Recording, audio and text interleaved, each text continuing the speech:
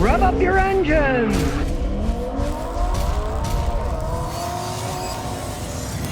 All right, today I'm going to talk about a boring car, a Toyota Camry. This is a 2011 Toyota Camry. And yes, it's boring, but I like it. Okay, it's got the boring wheels. Well, maybe not so boring. They are alloy, they're not hubcaps.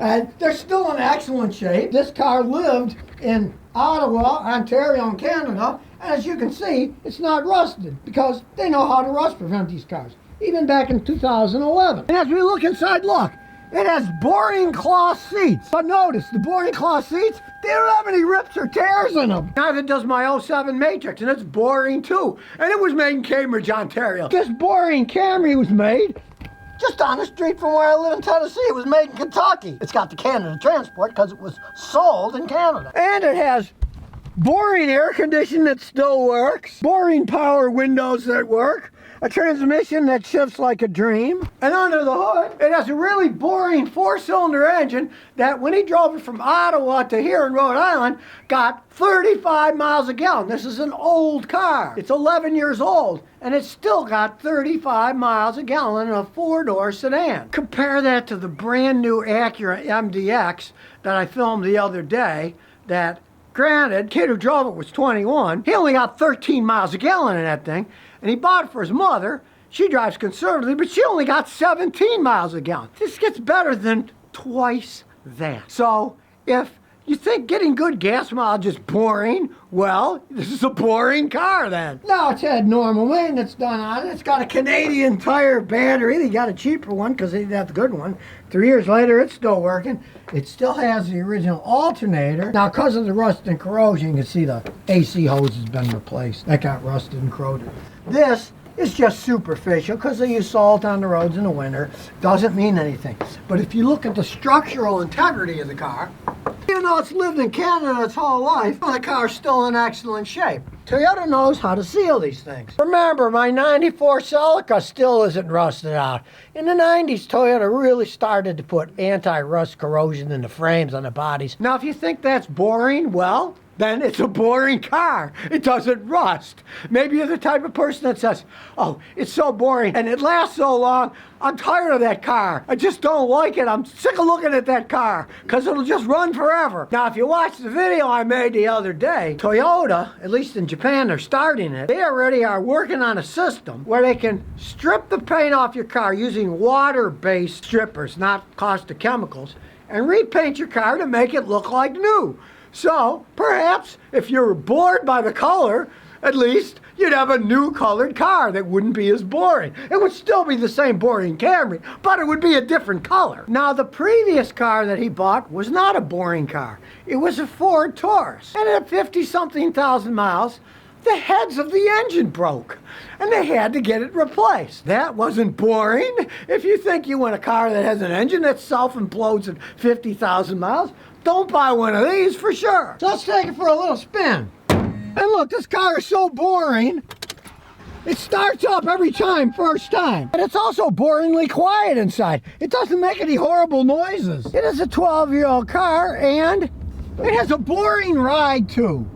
Here's the horrible bumpy roads in Rhode Island. As you can see, even though it's 12 years old, it still goes pretty smooth over these bumps. Now it has a boring 140,000 miles on it, and the engine is boring. It gets 35 miles a gallon on the highway and still doesn't burn any oil at all in between oil changes. Step on the gas.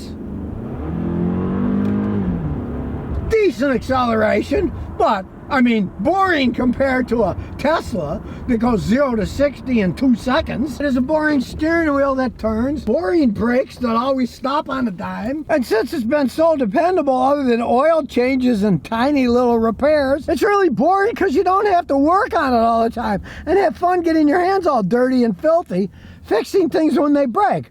I mean, how boring can you be? It just keeps running and running. No excitement like wheels falling off, or an engine that blows up, or overheating engine, or AC that doesn't blow cold anymore. Everything still works on it. The owner of the car, he likes driving around, but he said that his friend told him he was driving an old man's car. Well, heck, he's older than me. He is an old man, so he's totally content. Although I must say, even he thought hey, it's a boring car, I think I'll get rid of it. And he looked at some brand new SUVs, but he got in them, and when he found that he was going to get half the gas mileage it's getting now, and the vehicle that he didn't like because it felt kind of top heavy, was sticking up in the air too high, so he decided to keep this. And I said, you made a wise move. Why would you get rid of this boring car that runs forever and gets you where you're going, gets 35 miles a gallon on the highway still, even though it's 12 years old? And yes, it got me boringly back and forth with no problems whatsoever. It didn't blow up the engine like the Saturn that I had a few weeks ago did when the guy was driving it fast and it ran out of oil and exploded. That isn't going to happen to this car. It's so boring. And to top it all off, it's got a boring paint job too.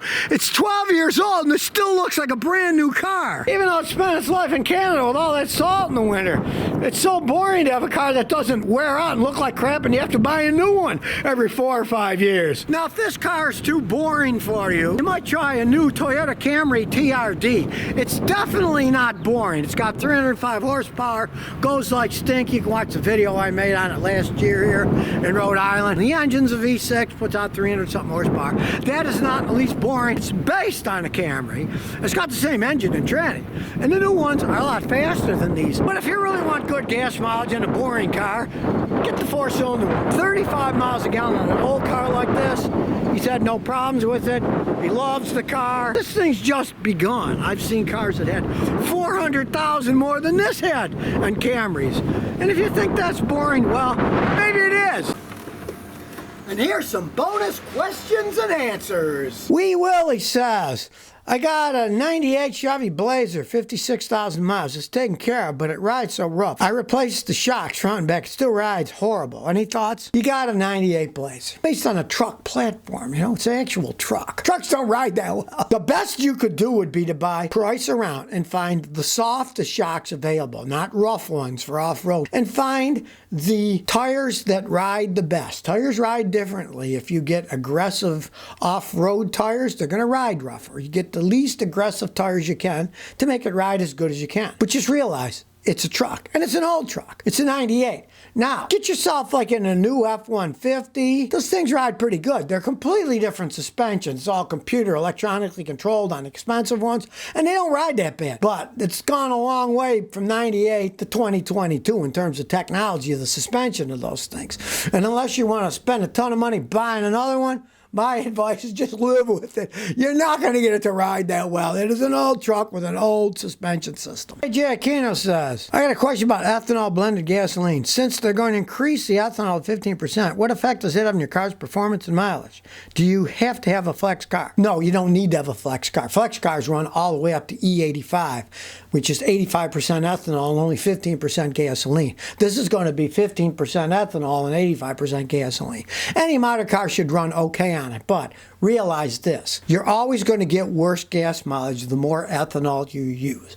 Ethanol has less British thermal energies per gallon than gasoline does, which means there's less pure energy in ethanol than there is gasoline. So you're always going to get worse gas mileage. Now, it's only an additional 5% ethanol, so it would only drop your gas mileage a small amount. Unlike the E85 ethanol, that's 85% ethanol and 15% gasoline, you will get 20 to 25% worse gas mileage using the E85. I've had customers use them in their flex fuels, and you have to have a flex fuel car then. But if they use it, they get 20 to 25% worse gas mileage. Now they run better because the ethanol burns cleaner, but you get much worse gas mileage. They actually run a little bit better, they zip around, but you do get worse gas mileage. So by adding the extra ethanol in, the farmers are happy because they can sell more corn, but you're actually going to get worse gas mileage than you got in the first place. That extra 5% isn't all that much, but it still is worse. King Kank says, my dad's 2016 Nissan Rogue, 150,000 miles. I had the injector cleaned with a special machine in my nearest auto shop. Now it idles way smoother. Why is that? Fuel injectors,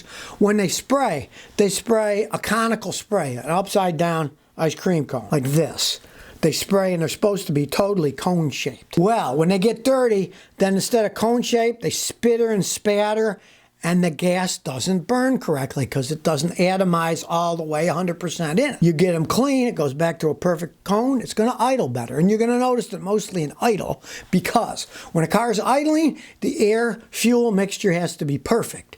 When you're going 80 miles an hour, it can be off some, it'll still run. But when it's idling, it's got to be perfect, and that's why. Now the injectors are spraying correctly, which they weren't doing before. So if you never want to miss another one of my new car repair videos, remember to ring that bell.